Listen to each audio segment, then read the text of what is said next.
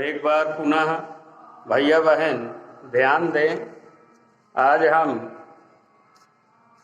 आपके विषय वस्तु के अंतर्गत राज्य शासन के अंतर्गत यानी राज्य सरकार के अंतर्गत आज हम पढ़ेंगे, जानेंगे, समझेंगे दूसरा राज्य सरकार का दूसरा अंग कार्यपालिका। कार्यपालिका बनाम राज्यपाल, क्योंकि राज्य के अंदर कार्यपालिका संवैधानिक रूप से राज्यपाल में निहित होती है। साथ ही साथ कार्यपालिका के अंतर्गत राज्यपाल, मुख्यमंत्री और राज्य विधान परिषद के अंतर्गत जो सरकार के रूप में मंत्रिमंडल होता है, मंत्रिपरिषद होती है, ये सभी मिलकर जो है कार्यपालिका का गठन करते हैं और सरकार के रूप में सरकार संचालन का कार्य जो है किया जाता है। इसके अंतर्गत राज्यपाल, मुख्यमंत्री और राज्य मंत्रिपरिषद यानी मंत्रिमंडल जो होता है ये कार्यपालिका के रूप में कार्य करता है। तो राज्यपाल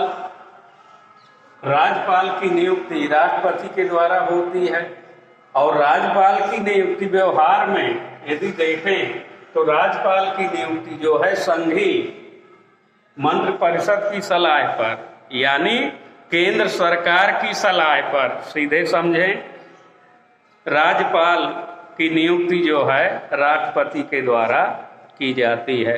तो इस प्रकार राज्य कार्यपालिका के अंतर्गत राज्यपाल की बात आती है।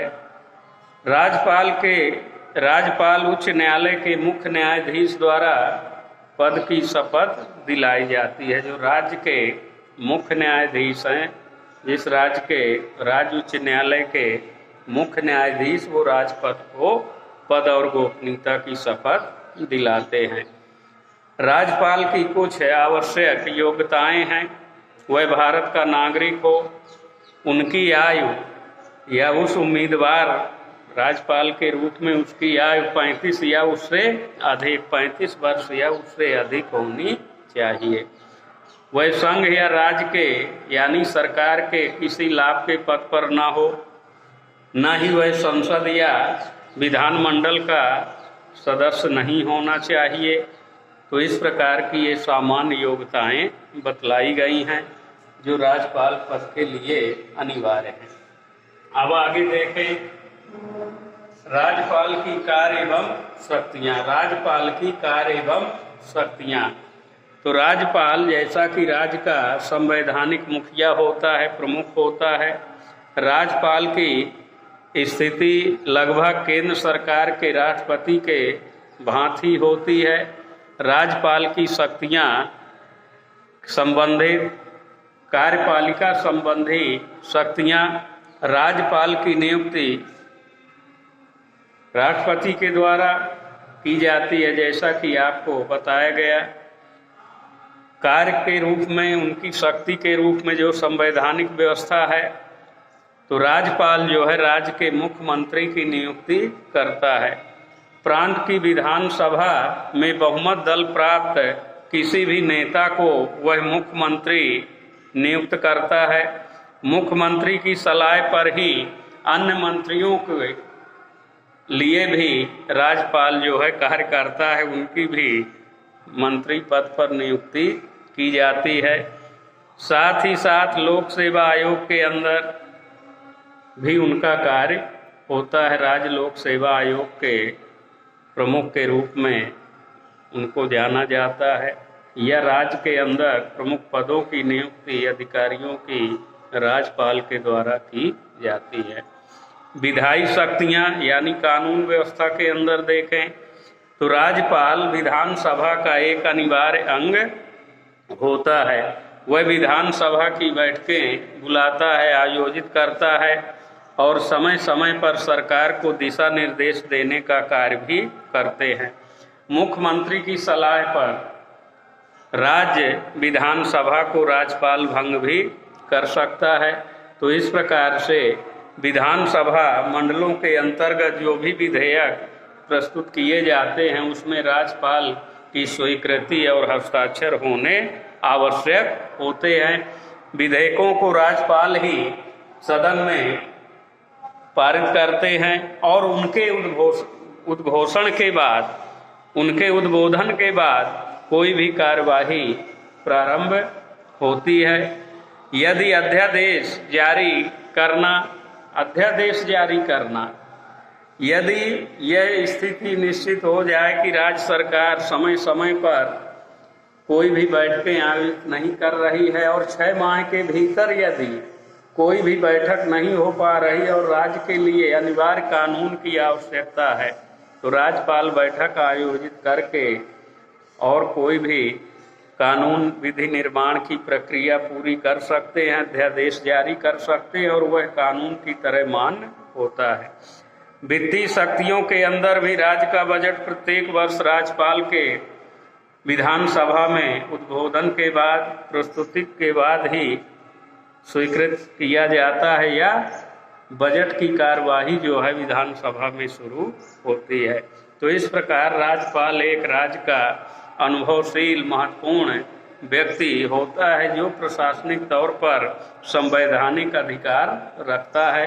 तो इस प्रकार जो है किसी भी राज्य के अंदर संकटकालीन स्थिति में यदि यह आवश्यकता पड़ती है तो वहाँ सिफारिश करके राष्ट्रपति शासन भी लागू कराया जा सकता है, जिसको प्रतिनिधि के रूप में राज्यपाल ही संभालते हैं और शासन करते हैं।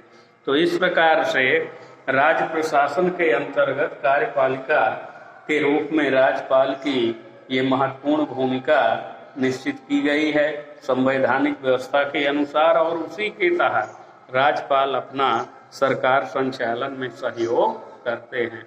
अब आइए देखें आगे, क्योंकि अभी बताया गया कार्यपालिका के साथ राज्यपाल, मुख्यमंत्री और मंत्रिपरिषद भी शामिल होती है जो प्रमुख सरकार चलाने का कार्य करती है।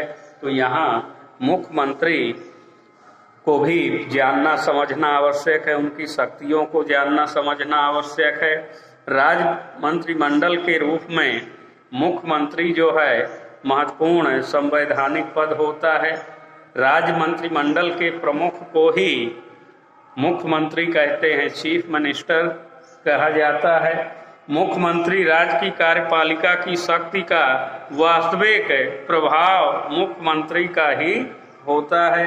विधानसभा में बहुमत दल के नेता को राज्यपाल जो हैं मुख्यमंत्री नियुक्त करते हैं।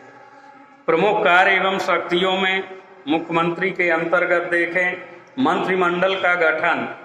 मुख्यमंत्री अपने मंत्रियों का चयन करके नामों की सूची तैयार करके राज्यपाल के समक्ष प्रस्तुत करता है और राज्यपाल मुख्यमंत्री की सलाह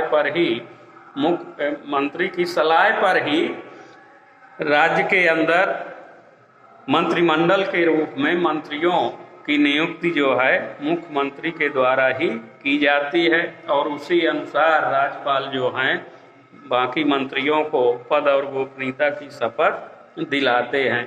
तो इस प्रकार मुख्यमंत्री जो है राज्य विधानमंडल के अंदर, विधान परिषद सभा के अंदर मुख्य सरकार के रूप में मुख्यमंत्री के नाम से ही शासन चलाया जाता है, क्योंकि वह बहुमत दल का नेता होता है और अपने मंत्रिपरिषद की अध्यक्षता भी मुख्यमंत्री करता है। आगे विधानसभा में राज्य का नेतृत्व, मुख्यमंत्री विधानसभा का नेता होता है। वह शासन की नीतियों की घोषणा सदन में करता है। आवश्यकता पड़ने पर मंत्रियों के वक्तव्यों का स्पष्टीकरण देता है या किसी मंत्री को कौन सा विभाग देना है वो भी मुख्यमंत्री का कार्य होता है। किसी मंत्री के विभाग में फेरबदल करना, हटाना या जोड़ना, ये सारा काम जो है मुख्यमंत्री का ही होता है। मंत्रिपरिषद एवं राज्यपाल के बीच की कड़ी यानी एक मध्यस्थ कड़ी के रूप में मुख्यमंत्री राज्यपाल मंत्रिपरिषद के बीच एक कड़ी के रूप में कार्य करता है। वह मंत्रिपरिषद के निर्णयों की जानकारी समय समय पर राज्यपाल को देता है, सूचित करता है और उनका सलाह भी मानता है या अपना उचित सलाह राज्यपाल से मिलकर सरकार के अंदर जो भी रूपरेखा है, कार्य पद्धति है, उसके संचालन की व्यवस्था करता है। तो इस प्रकार से मुख्यमंत्री के महत्वपूर्ण कार्य एवं शक्तियां हैं। इसी प्रकार मंत्रिपरिषद की भी महत्वपूर्ण भूमिका होती है, क्योंकि प्रदेश के मंत्रिपरिषद का मुखिया तो मुख्यमंत्री होता है, पर पूरे राज्य की व्यवस्था संचालन के लिए मंत्रिपरिषद का भी महत्वपूर्ण कार्य होता है। सामूहिक उत्तरदायित्व। मंत्रिपरिषद के सदस्य सामूहिक रूप से विधानसभा के प्रति उत्तरदायी होते हैं। मंत्रिपरिषद के निर्णयों को सभी मंत्रियों को मानना पड़ता है। सदन में किसी एक विषय पर या किसी विभागीय मंत्री के द्वारा एक विभाग या मंत्री के विरुद्ध निर्णय सारी मंत्रिपरिषद के विरुद्ध निर्णय माना जाता है।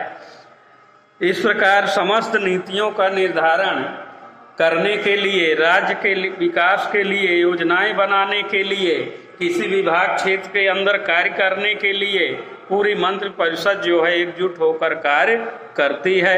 शासन की नीतियों का निर्धारण करना ये मंत्रिपरिषद का कार्य है। जो भी राज्य निर्देश के अनुसार राज्य प्रशासन के अंदर कोई भी निर्णय लिया जाता है तो मंत्रिपरिषद को मानना होता है और उसी अनुरूप कार्य किया जाता है।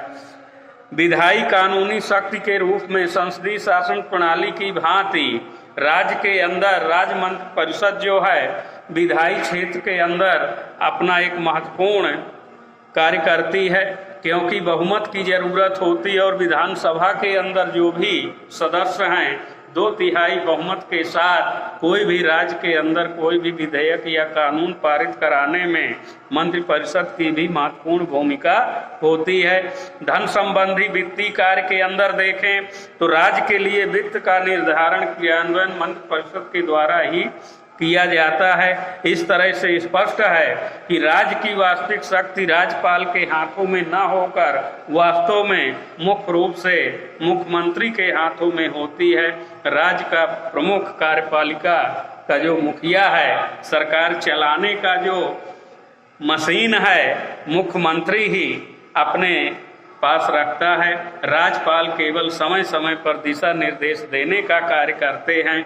तो इस प्रकार की संवैधानिक व्यवस्था के अनुसार जो है राज्य का शासन चलाया जाता है और विधिवत इसकी व्यवस्था जो है नियमानुसार संवैधानिक व्यवस्था के अनुसार अपनाई जाती है। तो इस प्रकार से विद्यार्थियों, आज हमने यहाँ तक की जानकारी आपको दी। अब अगले दिन हम राज्य उच्च न्यायालय के बारे में पढ़ेंगे, जानेंगे और समझेंगे।